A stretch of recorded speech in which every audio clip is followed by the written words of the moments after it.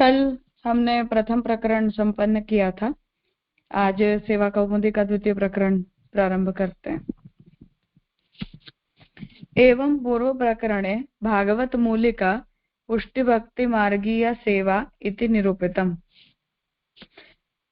तो इस तरह प्रथम प्रकरण में जो पुष्टि मार्गीय सेवा है उसका मूल श्रीमद् भागवत में है, अर्थात भागवत आधारित सेवा का प्रकार है, ऐसा निरूपण किया गया।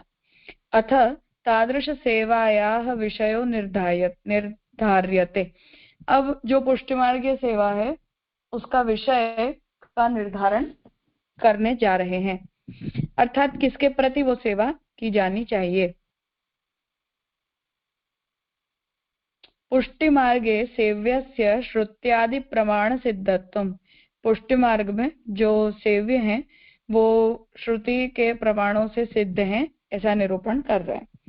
तत्र श्रुत्यादि प्रमाण चतुष्टयेन परमकाष्ठापन्नम निर्गुणम ब्रह्मैव विषयः इति सिद्धान्तः। अब यहाँ श्रुति आदि प्रमाण चतुष्टय से अर्थात वेद, गीता, भागवत और ब्रह्मसूत्र, इन चारों प्रमाणों से परम काष्ठापन्न अर्थात जो आनंदात्मक है ऐसे निर्गुण ब्रह्म ही विषय इन चारों शास्त्रों का है, ऐसा निरूपण यहाँ करने जा रहे हैं। उपनिषदेक गम्य सर्वधर्मवत ब्रह्मणः स्वरूपम। जिस ब्रह्म को केवल उपनिषद के द्वारा ही जाना जा सकता है, ऐसे सभी धर्मों वाले ब्रह्म के स्वरूप का निरूपण अब यहाँ किया जा रहा है।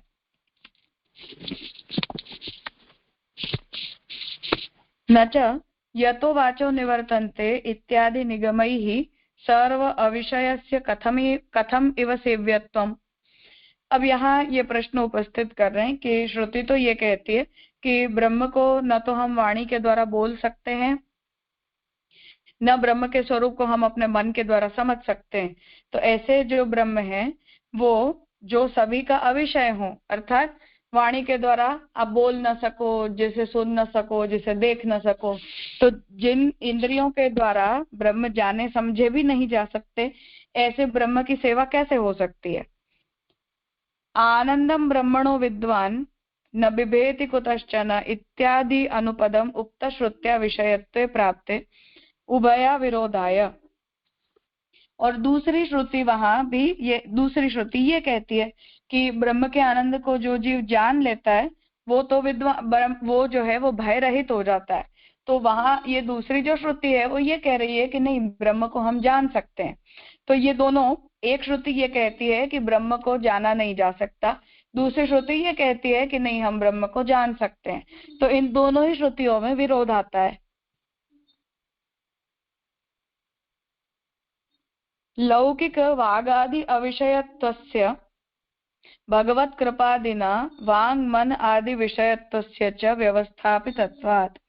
तो इसका अब परिणाम क्या, तो कह रहे हैं कि ब्रह्म जो है वो लौकिक मन और वाणी के द्वारा नहीं जाने जा सकते, परंतु जब ब्रह्म की कृपा होती है तो अपनी इच्छा से, ब्रह्म की इच्छा हो कि ये जीव मेरे स्वरूप को जान ले, तो ब्रह्म की इच्छा होने पर ब्रह्म ज्ञान का विषय बन जाते हैं।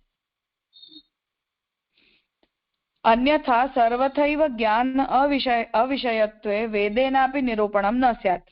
और यदि ब्रह्म सर्वथा ज्ञान का विषय बन ही नहीं सकते या ब्रह्म को जाना ही न जा सकता होता, तो ऐसी स्थिति में वेद में ब्रह्म के स्वरूप का निरूपण किया ही नहीं गया होता। तो जिसे आप जान ही नहीं सकते, जिसे आप समझ ही नहीं सकते, ऐसे तत्व को जो है वो श्रुति कहती ही क्यों। इसलिए जब श्रुति ये कहती है कि ब्रह्म को हम नहीं जान सकते, तो वहां श्रुति का ये तात्पर्य होता है कि हम अपने प्रयासों से नहीं जान सकते, परंतु जब ब्रह्म की कृपा होती है, अनुग्रह होता है, तो ब्रह्म की इच्छा से तो हम ब्रह्म को जान सकते हैं। तथा सति ब्रह्मणो निर्विशेषत्व अप्रतर्क्यत्व अनिर्देशत्वादि रूपस्यापि अनवबोधः आपद्येत। और अगर ऐसा ही मानते हम कि वो सर्वथा ज्ञान का विषय हो ही नहीं सकता, तो ब्रह्म अनिर्देश्य है, अर्थात किसी भी वाक्य के द्वारा या किसी भी वस्तु के द्वारा ब्रह्म का निर्देश नहीं कर सकते। मतलब हम ब्रह्म को ये ब्रह्म है ऐसा हम नहीं कह सकते। अप्रतर्क्य अर्थात अपने तर्क के द्वारा, अपनी बुद्धि के द्वारा हम ब्रह्म को समझ नहीं सकते। निर्विशेष अर्थात कि ब्रह्म को किसी भी एडजेक्टिव के द्वारा डिस्क्राइब नहीं किया जा सकता, ब्रह्म डिस्क्राइबेबल नहीं है। तो विशेषण का मतलब होता है एडजेक्टिव। तो किसी भी नाउन को जब हम एडजेक्टिव लगाते हैं तो उसके गुण को, उसके कैरेक्टरिस्टिक से हम उसे डिस्क्राइब करते हैं। कि जैसे ये लाल कलर का है तो किसी भी वस्तु में उसका एडजेक्टिव हुआ, पर ब्रह्म का तो कोई एडजेक्टिव भी नहीं है, क्योंकि ब्रह्म का कोई विशेषण भी नहीं हो सकता है।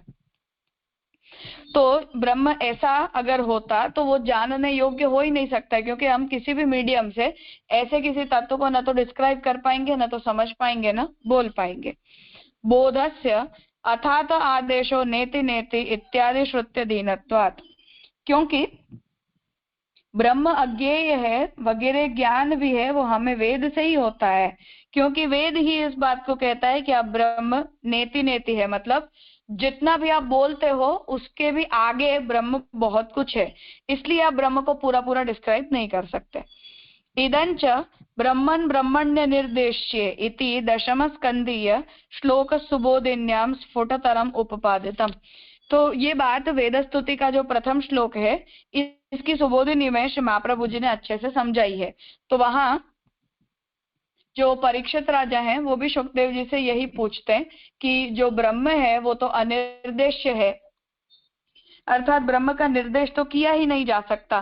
तो ऐसा जो अनिर्देश्य तत्व ब्रह्म है, ऐसे अनिर्देश्य तत्व को श्रुतियों ने किस प्रकार से डिस्क्राइब किया, या श्रुतियों ने अगर ब्रह्म का डिस्क्रिप्शन दिया, क्योंकि सभी श्रुतियों का एकमात्र कार्य है ब्रह्म के स्वरूप को एक्सप्लेन करना।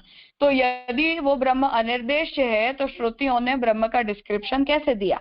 ऐसा प्रश्न परीक्षित जी ने भी शुकदेव जी के प्रति पूछा है, जिसका निरूपण विस्तार से श्री महाप्रभु जी ने इस श्लोक की सुबोधिनी में किया है। श्यामकाका जी ने 3 वर्ष से वेद स्तुति का जो प्रवचन किया उसे अगर किसी ने अटेंड किया तो वहां भी श्यामकाका जी ने इसे बहुत ब्रीफली एक्सप्लेन किया था कि ब्रह्म की अनिर्देश्यता क्या होती है। तो वहां भी आपने निष्कर्ष के रूप में यही बात कही थी कि हमें यदि ऐसा अभिमान हो कि हम ब्रह्म को पूरा पूरा जान समझ सकते हैं, या हमारे प्रयासों से हम ब्रह्म को पूरा पूरा डिस्क्राइब कर सकते हैं, या श्रुतियों के द्वारा ब्रह्म का पूरा पूरा ज्ञान हो पाना पॉसिबल है, तो इन सभी माध्यमों से ब्रह्म का ज्ञान नहीं हो सकता है। परंतु ब्रह्म जब स्वेच्छया अपने स्वरूप को, अपने गुणों को किसी के सामने रिवील करना चाहते हैं तो ब्रह्म की इच्छा से ही हम ब्रह्म को जान सकते हैं। तो श्रुतियां भी हैं, वो कोई हमारा क्रिएशन नहीं है, परंतु ब्रह्म ने ही श्रुतियों को अपने ज्ञान गुण धर्म से, ज्ञान के एट्रीब्यूट से, चैतन्य से रिवील किया है। तो जब ब्रह्म ने स्वयं ही अपने आप को श्रुतियों के द्वारा जितना भी पार्शियली एक्सप्लेन किया तो उतना ब्रह्म के स्वरूप का ज्ञान हमें हो सकता है, परंतु अपने साधनों के द्वारा और अपने अभिमान से हम ब्रह्म को डेफिनेटली नहीं जान सकते हैं। इसलिए श्रुति के वो वचन जो हैं वो एक दूसरे का विरोध नहीं करते, परंतु ब्रह्म ज्ञान के कॉन्टेक्स्ट में इन दोनों ही एस्पेक्ट्स को वो एक्सप्लेन करते हैं। यत्र वेदाः अवेदाः इत्यादि ज्ञातृत्व निषेधकोपनिषदाम् अपि इदमित्थतया वर्णनाशक्तिरेव तात्पर्य विषयः इति मंतव्यम्। जीव जिस ब्रह्म का वर्णन करने में वेद भी अवेद हो जाते हैं, अर्थात वेद भी जिस ब्रह्म को डिस्क्राइब करने के लिए केपेबल नहीं है, ये जो श्रुति वचन है वो भी यही बात कहना चाहती है कि हमें यदि ऐसा अभिमान हो कि श्रुति में जितना डिस्क्रिप्शन, वेदों में जितना डिस्क्रिप्शन हमें मिल रहा है उससे ब्रह्म पूरे पूरे डिस्क्राइब हो जाते हैं, तो ऐसा नहीं है। क्योंकि ब्रह्म जो है वो अनंत है, अपरिमित है, लिमिटलेस है। इसलिए जिस किसी वस्तु को आप पूरा पूरा डिस्क्राइब कर सकते हो वो तो लिमिटेड बन जाती है, पर जिस किसी वस्तु का पूरा पूरा डिस्क्रिप्शन पॉसिबल नहीं होता वही तत्व ब्रह्म है। इसलिए श्रुतियां भी ये कहती हैं कि हम भी ब्रह्म को डिस्क्राइब करते हैं पर पूरा पूरा ब्रह्म को डिस्क्राइब नहीं कर सकते। इसी ही कॉन्टेक्स्ट में हमें इस वचन का भी अर्थ समझना होगा। सर्वत्र प्रसिद्धोपदेशात् इति अधिकरण व्याख्याने अयम अर्थो भाष्यकारैः विवेचित। तो अब वेद के प्रमाण वचनों को लेने के बाद अब ब्रह्मसूत्र का वचन ले रहे हैं कि सर्वत्र प्रसिद्धोपदेशात, ये जो वचन श्रुति सूत्र है ब्रह्मसूत्र का, इस सूत्र के भाष्य में भी श्री महाप्रभु जी ने निषेध परक जो वाक्य है, निषेध परक वाक्य का मतलब कि जहां जहां श्रुति ये कहती है कि ब्रह्म को हम जान नहीं सकते, या हम ब्रह्म को बोल नहीं सकते, या हम ब्रह्म को समझ नहीं सकते, तो ये निषेध परक जो वाक्य है उनकी ब्रह्मसूत्र के अंदर भी यही व्यवस्था बताई गई है कि ब्रह्म को पूरा नहीं समझा जा सकता है, पर पार्शियली समझा जा सकता है। तम तु औपनिषदं पुरुषं पृच्छामि इति श्रुतिः अतिरोहितम् एनं राद्धान्तं दृढ़यति। तो वेद में भी जो श्रुति है वो जब ये कहती है कि तम तु औपनिषदं पुरुषं पृच्छामि, मतलब मैं उपनिषदों में निरूपित पुरुष को जानना चाहता हूँ, उसके बारे में पूछता हूँ, ऐसा भी श्रुति में जब मंत्र में ऋषि कहते हैं तब वहां भी श्रुति का यही तात्पर्य होता है कि हम अनुमान प्रत्यक्ष का मतलब कि हमारी इंद्रियों से जिसका हमें ज्ञान होता हो, अनुमान का मतलब है किसी वस्तु को हम एज्यूम करते हो, तो वहां भी श्रुति ये कहती है कि ब्रह्म को एज्यूम नहीं किया जा सकता है, ब्रह्म को प्रत्यक्ष के द्वारा भी जाना नहीं जा सकता है, इसलिए केवल और केवल उपनिषदों के द्वारा, मतलब वेदादि शास्त्रों के द्वारा ही ब्रह्म के स्वरूप को समझा जा सकता है। तो यहाँ से भी ये जो श्रुति का वचन है वहां से भी ये बात स्पष्ट होती है कि श्रुति के द्वारा बताया गया जो ब्रह्म है वो ज्ञेय भी है और अज्ञेय भी है, मतलब थोड़ा जानने योग्य भी है और कुछ अंश में जानने योग्य नहीं भी है। किंच शुद्ध ब्रह्मणो अन्य अज्ञेयत्वेपि वेद ज्ञेयता तो अंगीकार्य। तो जो शुद्ध ब्रह्म का स्वरूप है उसे अन्य किसी भी प्रमाणों से जाना नहीं जा सकता है, परंतु वेद के द्वारा तो जाना जा सकता है, ऐसा ही श्रुति का तात्पर्य है। अन्यथा निर्विशेषत्व निराकारत्व निर्धर्मकत्वादीन अपि कथम वेदो वदेत। अगर हम पूरा बिल्कुल ही ब्रह्म को समझ ही नहीं सकते तो श्रुति ने ऐसा भी कैसे कहा कि ब्रह्म निर्विशेष होता है या ब्रह्म निराकार होता है, या ब्रह्म के अंदर जो कैरेक्टरिस्टिक्स होते हैं उन कैरेक्टरिस्टिक्स से भी ब्रह्म को डिस्क्राइब नहीं किया जा सकता। तो अगर श्रुति नेगेशन में भी कोई डिस्क्रिप्शन दे रही है तो उससे भी अल्टीमेटली ब्रह्म डिस्क्राइब तो हो ही रहे हैं, चाहे इन अ पॉजिटिव वे हो रहे हैं चाहे नेगेटिवली हो रहे हैं, पर किसी भी फॉर्मेट से ब्रह्म का डिस्क्रिप्शन श्रुति तो दे रही है। इसलिए ये समझना चाहिए कि श्रुति जो है वो ब्रह्म का डिस्क्रिप्शन देती है। अज्ञात्वा कथने तु अस्मदादि वाक्य तुल्यता पत्तौ तदुक्त निर्विशेषत्वादेह अनादरणीयत्वम इति दिक्। तो अब यहाँ इस बात को समझाना चाह रहे हैं कि इसलिए जहां भी श्रुति ने उसे ब्रह्म को डिस्क्राइब किया है तो वहां भी श्रुति इस बात को कहती है कि ब्रह्म अनिर्देश्य है, ब्रह्म निराकार है, निर्धर्मक है वगैरह, तो वहां से भी हमें ब्रह्म का कुछ डिस्क्रिप्शन मिलता है। इसलिए अब यहाँ ये बात उपस्थित होती है कि ब्रह्म का वर्णन जो है वो हम समझकर करते हैं कि हम बिना समझे करते हैं। तो अज्ञात्वा कथन है, तो अगर हम जानकर करते हैं ऐसा अगर हम कहते हैं तो ब्रह्म वेद ज्ञान का सब्जेक्ट बना, और अगर हम ये कहते हैं कि बिना समझे हम ब्रह्म को डिस्क्राइब करते हैं तो जैसे हमारे तुम्हारे जैसे जो लोग होते हैं जिन्हें शास्त्र का या भगवान के स्वरूप का उतना ज्ञान नहीं है, उनके बोले हुए वचनों का जैसे कोई प्रमाण नहीं रह जाता, उसी प्रकार श्रुति अगर ये कहती है कि मैं भी ब्रह्म को समझ नहीं पाती हूँ फिर भी मैं ब्रह्म को डिस्क्राइब तो कर ही रही हूँ, ऐसा अगर श्रुति के लिए हम कहेंगे तो जैसे हमारे वाक्यों का कोई मूल्य नहीं होता, ऐसे श्रुति के वाक्यों का भी कोई मूल्य नहीं रह जाएगा। और अगर श्रुति भी अप्रमाण हो गई तो श्रुति जहां ब्रह्म को अनिर्देश्य कहती है या ब्रह्म को निराकार कहती है या ब्रह्म को निर्धर्मक कहती है, ऐसे भी श्रुति के वचनों का कोई अर्थ बचेगा नहीं, क्योंकि अब श्रुति का कहा हुआ कुछ भी मैटर नहीं करता। इसलिए तात्पर्य यहाँ कंक्लूजन ये समझना चाहिए कि ब्रह्म डिस्क्राइबेबल होते हैं पर पार्शियली होते हैं, पूरे नहीं होते, और अपनी इच्छा से होते हैं, हमारे द्वारा किए गए साधनों से ब्रह्म को डिस्क्राइब नहीं किया जा सकता है।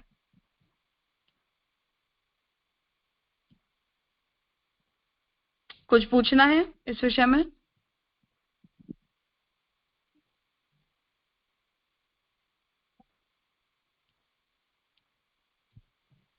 हाँ राजेश भाई।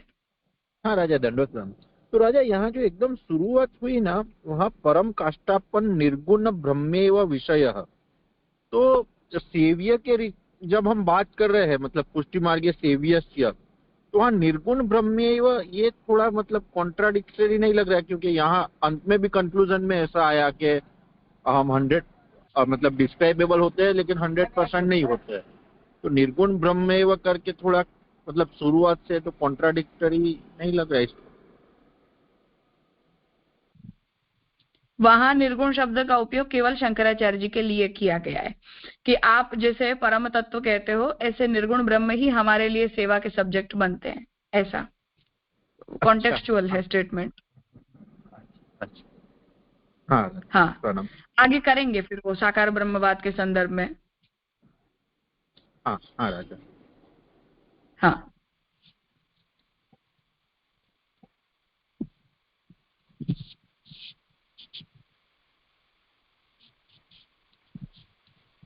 हाँ प्रणव भाई।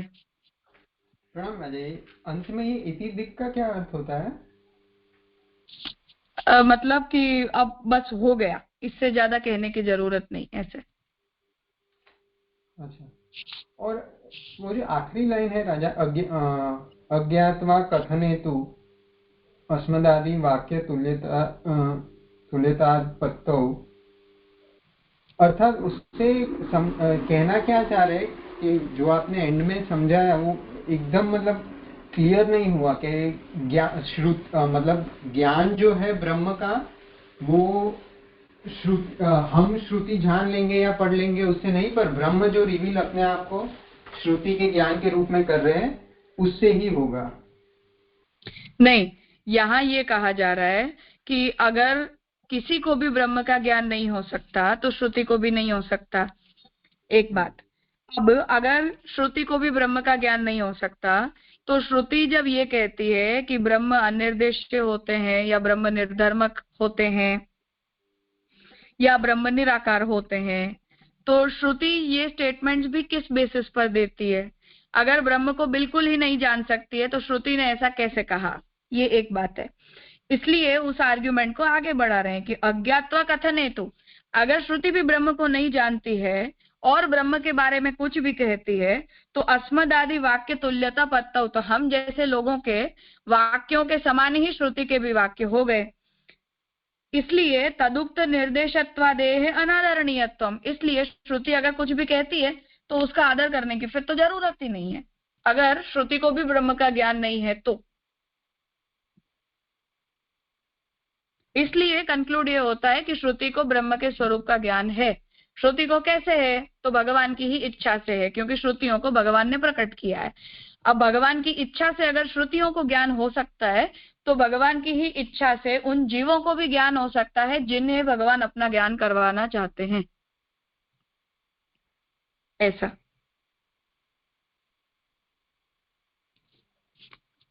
इसलिए जी राजा, मतलब ऊपर जो ये बात आई अन्यथा निर्विशेषत्व निराकारत्व, मतलब वो सब भी श्रुति ही कह रही है। तो उसका बेसिस ये है कि ब्रह्म ने अपने आप को वैसे श्रुति को रिवील किया है, इससे श्रुति कह पा रही है। हाँ, तो इसलिए श्रुति अगर कुछ कहती है तो वो जैसे ब्रह्म की इच्छा से कहती है, उसी प्रकार से ब्रह्म की इच्छा होने पर हमें भी ब्रह्म के स्वरूप का ज्ञान हो सकता है। अर्थात किसी भी जीव को हो सकता है जिससे ब्रह्म ऐसी प्रेरणा करें या ऐसा ज्ञान करवाना चाहें। तो ये फिर जो आया अज्ञात्वा कथने, तो वो किस श्रुति के लिए कह रहे हैं? श्रुति के लिए आया, श्रुति के लिए आया। तो वहां पे कौन सा, जहाँ पे न इति नेति नेति या फिर इससे ज्यादा ब्रह्म मुझे रिवील नहीं है, उस प्रकार से अज्ञात होगा श्रुति का? वैसे नहीं, हम एक, अगर श्रुति ने जैसे शंकराचार्य जी ने फॉर एग्जांपल ये कह दिया कि ब्रह्म निर्धर्मक और निर्विशेष होते हैं, ब्रह्म को कोई जान नहीं सकता है, तो कोई नहीं जान सकता है मतलब श्रुति भी नहीं जान सकती है। अगर श्रुति भी नहीं जान सकती है तो श्रुति ने अगर जो थोड़ा बहुत डिस्क्रिप्शन ब्रह्म का दिया वो किस बेसिस पर दिया? अगर श्रुति को भी ब्रह्म का ज्ञान नहीं है तो श्रुति ने जो भी कहा उसकी कोई वैल्यू नहीं है। और अगर श्रुति जो कह रही है उसकी वैल्यू है, तभी तो आपने श्रुति के ही कहे से इस बात को जाना। जैसे यहाँ काउंटर आर्ग्यूमेंट ये हो रही है कि फॉर एग्जाम्पल आज मुझे ये पता चला कि ब्रह्म निराकार होता है या ब्रह्म हमारे ज्ञान का विषय नहीं बन सकता। ये बात हमें किसने कही? हमें खुद तो पता नहीं चला है कि ब्रह्म निराकार होते हैं। ये भी बात हमें श्रुति से ही पता चली है। अगर हमें श्रुति से ही ये बात पता चली तो उसका मतलब है कि श्रुति थोड़ा थोड़ा तो ब्रह्म को डिस्क्राइब करती है या कर सकती है। अगर श्रुति थोड़ा सा भी डिस्क्राइब कर सकती है तो उसका मतलब ये हुआ कि ब्रह्म सर्वथा ज्ञान का विषय बन ही नहीं सकते। ऐसा भी 100% बोल्ड स्टेटमेंट हम नहीं दे सकते हैं। और अगर श्रुति को भी ज्ञान नहीं है ऐसा अगर आप कहते हो, और श्रुति ने जो भी ब्रह्म की निराकारता का या ब्रह्म की निर्विशेषता का भी जो डिस्क्रिप्शन दिया, तब फिर वो भी अप्रमाण होगा। इसलिए फिर श्रुति की किसी भी बात पर ध्यान देने की जरूरत नहीं है।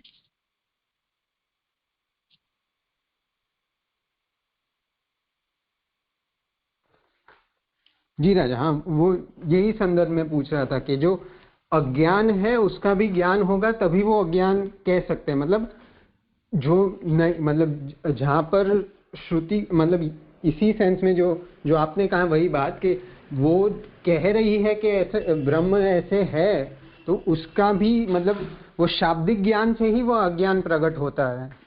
हाँ बिल्कुल, एग्जैक्टली कि हमें भी ब्रह्म निर्धर्मक या निर्विशेष होते हैं, ये बात हमें भी श्रुति से ही पता चलती है, खुद तो पता नहीं चलती है। तो अगर इतना हम श्रुति के बारे में, श्रुति के ऊपर विश्वास रखते हैं कि इस विषय का ज्ञान हमें श्रुति के द्वारा हुआ, तो हमें फिर श्रुति के द्वारा बताए हुए डिस्क्रिप्शन के ऊपर भी भरोसा करके उसे भी ब्रह्म का डिस्क्रिप्शन मानना चाहिए। और अगर ब्रह्म के, श्रुति के स्टेटमेंट के ऊपर भी हमें अविश्वास है, तब तो पूरी श्रुति अप्रमाण है। फिर श्रुति के किसी स्टेटमेंट पर प्रमाण मानने की आवश्यकता नहीं।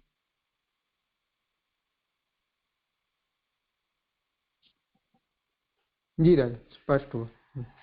हाँ प्रणाम। हाँ भार्गव। प्रणाम राजा।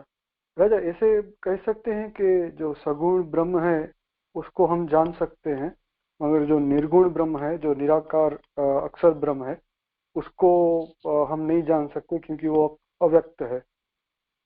नहीं, क्योंकि हमारे वहां निर्गुण और सगुण ब्रह्म ये दोनों ही एक ही कॉइन की दो साइड्स हैं, इसलिए दोनों ही इक्वली ज्ञेय हैं और दोनों ही इक्वली अज्ञेय हैं। तो हमारा कंक्लूजन यही है कि भगवान अपने स्वरूप को जितना हमारे सामने रिवील करते हैं उतना हम उन्हें जान सकते हैं, और उसके अतिरिक्त का तो वेद के लिए भी अज्ञेय है, तो हम सभी के लिए भी अज्ञेय है। जी राजा, क्योंकि अगर हम ज्ञान कहें तो वो भी सत्वात् जायते ज्ञानम, तो सत्व गुण से वो भी ग्रसित है, राइट। ज्ञान जो हम बोल रहे हैं वो, तो वो जो ज्ञान है सगुण ज्ञान जो हमको वेद से मिलेगा, तो वो निर्गुण ब्रह्म को कैसे डिस्क्राइब कर पाएगा? पहली बात कि सगुण शब्द की परिभाषा हम ये नहीं करते हैं। हमारे वहां सगुण और निर्गुण इन दोनों ही शब्दों की परिभाषा सर्वोत्तम स्तोत्र में जो गोसाई जी ने अपराकृत धर्मानाम आश्रयः प्राकृत धर्मानाम, कौन बोल रहा है? राजेश से आपके पास से आवाज आ रही है।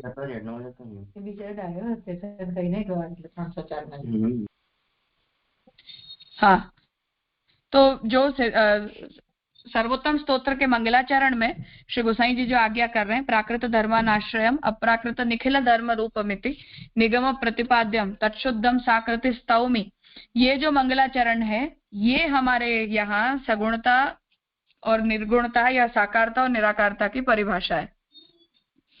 तो सगुण शब्द का मतलब होगा अप्राकृत गुणों से युक्त भगवान, और निर्गुण शब्द का मतलब होगा प्राकृत गुणों से रहित भगवान। तो हम इनकी परिभाषा लौकिक गुण और अलौकिक गुण ऐसा नहीं करते, पर सगुण मतलब अप्राकृत गुणों से युक्त होना और निर्गुण मतलब प्राकृत गुणों से रहित होना। जी राजा। हाँ। तो जो भी हमें प्राकृत बुद्धि है या प्राकृत जैसे विश्व दर्शन में भगवान अर्जुन को दिव्य दृष्टि देते हैं, तो अप्राकृत दृष्टि है, तो उससे भगवान का ज्ञान हो सकता है। जी राजा, ये स्पष्ट हुआ। हाँ बिल्कुल बिल्कुल। तो वहां श्री गोसाई जी ने प्राकृत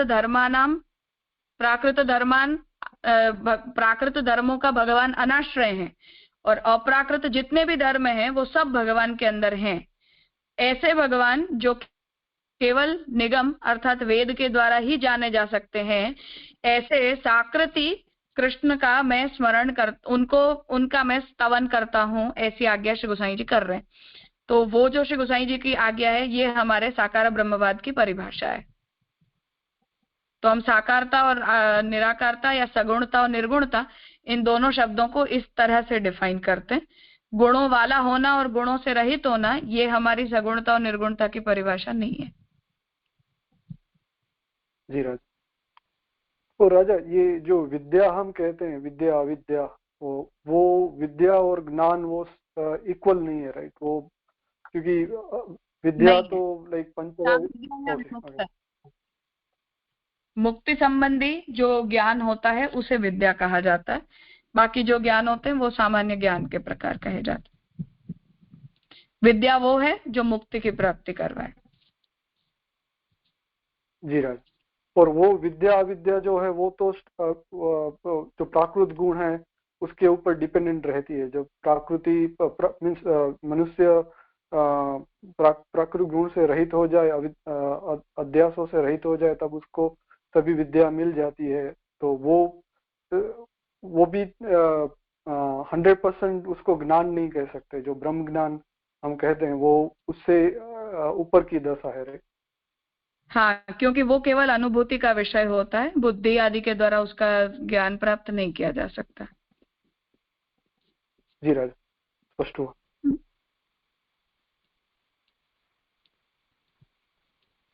हाँ करुणाल। यहाँ जस्ट फॉर अंडरस्टैंडिंग कि ये प्रथम प्रकरण जो था वो सेवा, और वो जो सेवा भागवत प्रमाण मूलिका कैसे है वो उस पर था। फिर यहाँ मतलब ऐसा हमने देखा, और यहाँ पर जो स्टार्टिंग हुई ना द्वितीय प्रकरण की, तो ये सेव्य पर फोकस कर रहा है। मतलब ऐसा लग रहा है कि जैसे सिद्धांत मुक्तावली में सेवा, फिर सेव्य और फिर सेवक, जैसे वो सीक्वेंस आती है। तो यहाँ पर क्या लालू भट्ट जी ने ऐसे कुछ सीक्वेंस मैच करी है या फिर ये सिर्फ कोइंसिडेंस है? नहीं, ऐसा ही है। आगे फिर सेवा के स्वरूप का निरूपण हुआ, अब सेव्य का करेंगे, और फिर अल्टीमेटली सेवक के एग्जैक्टली स्वरूप का नहीं किया है, पर अधिकार, उनकी टाइप्स, उनकी अवस्था, उन सब का निरूपण किया है। जी, मतलब शैली वही है जो आचार्य चरण हाँ, के हाँ, हाँ, ठीक। हाँ, बिल्कुल बिल्कुल। तो यहाँ तृतीय प्रकरण ऐसे मतलब आगे देख रहा था, उपलब्ध नहीं है ऐसा है। तो वो आपके पास आप आगे कर रहे थे ना कि एक अनुवाद वाली पुस्तक है, उसमें फिर हो गए वो? नहीं है, हमें जो जितना अवेलेबल है वो इतना ही टेक्स्ट है। जी राज। और ये जो उपनिषद एक गम्य सर्वधर्मवत ब्रह्मण स्वरूपम, वो जो है ना, वो थोड़ा समझ में नहीं आया। मतलब कहना क्या चाहते हो?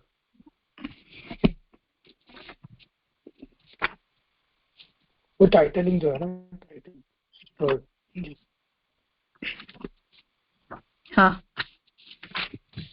उपनिषदेक गम्य सर्वधर्मवत ब्रह्मणः स्वरूपम, जिस ब्रह्म को केवल और केवल उपनिषदों के द्वारा ही जाना जा सकता है, ऐसे सर्वधर्मवत सभी धर्मों के जैसे ब्रह्म के स्वरूप का निरूपण यहाँ किया जा रहा है। सर्वधर्म वाले, जो इन सभी धर्मों को धारण करने वाले हैं, ऐसे ब्रह्म। जी, सर्वधर्मवत माने जैसे आपने अभी आज्ञा करी प्राकृत अप्राकृत, मतलब निखिल धर्म। हाँ, हाँ, कौन से ब्रह्म के धर्म हैं, कौन से ब्रह्म के धर्म नहीं है, उन सब के साथ ब्रह्म के स्वरूप को यहाँ डिस्क्राइब किया जा रहा है। जी, क्लियर हुआ। हाँ, ठीक है, तो आज का विषय यहाँ रखते हैं, आगे कल करेंगे।